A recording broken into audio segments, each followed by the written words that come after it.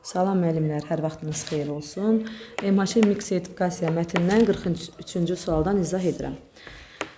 Deməli, mətnimiz budur. Ümumilikdə 4 temperament tipi mövcuddur. Sanguinik, tipli sinir sisteminə malik insanlar, hər şeyi bilmək istəyən, geniş maraq dairəsinə malik, enerjili, soyuqqanlı və təmkinli xarakterə malik olur. Flegmatik, tipli sinir sisteminə malik insanlar, emosional, təmkinli, sakit, inadkar, daim müəyyən vərdişlərə, meyilliyə malik olurlar.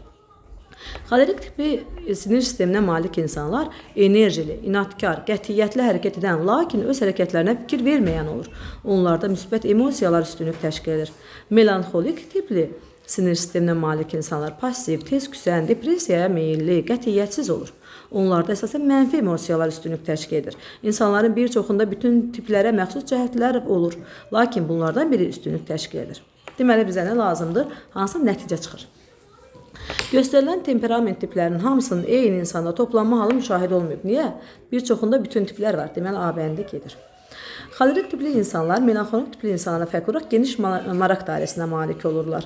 Deyir ki, deməli, melanxolik tipli insanlar tez küsən, passiv olurlar, mənfi emosiyalara malik olurlar.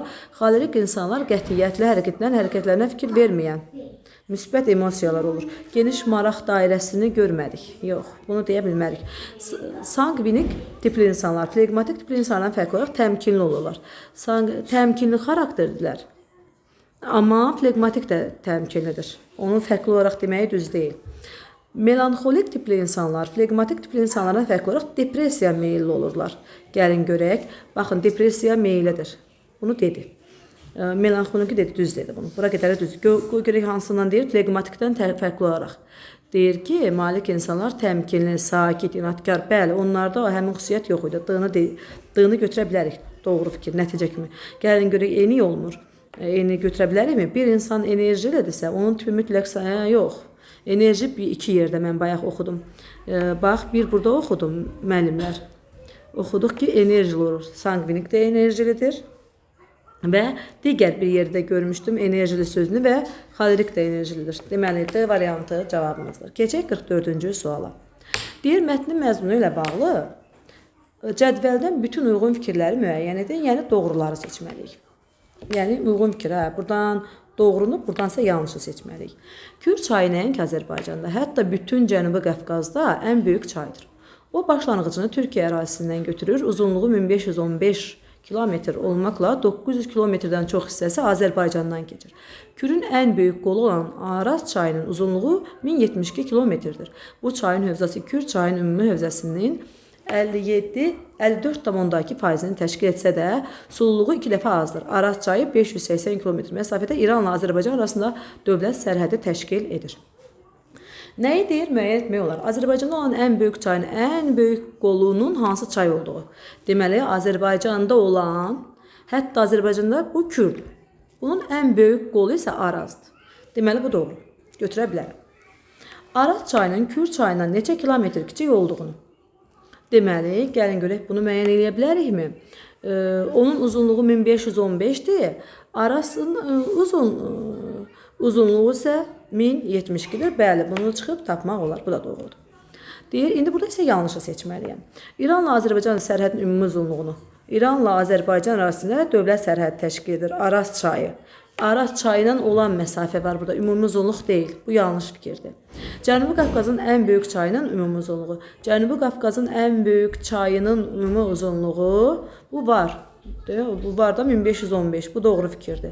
Deməli, bizə uyğun cavablar lazımdırsa, doğrudan doğrunu, onlardan onları, olmazdan olmazı seçirəm. 1, 2, 3, o da olur D bəndi. Keçək növbəti sualımıza. Mətndəki yazıçı obrazı ilə bağlı doğru. Yapon yazıcısı Kenzaburo Oeni nüvə fəlakəti və şəxsi faciəsi ciddi narahat edirdi.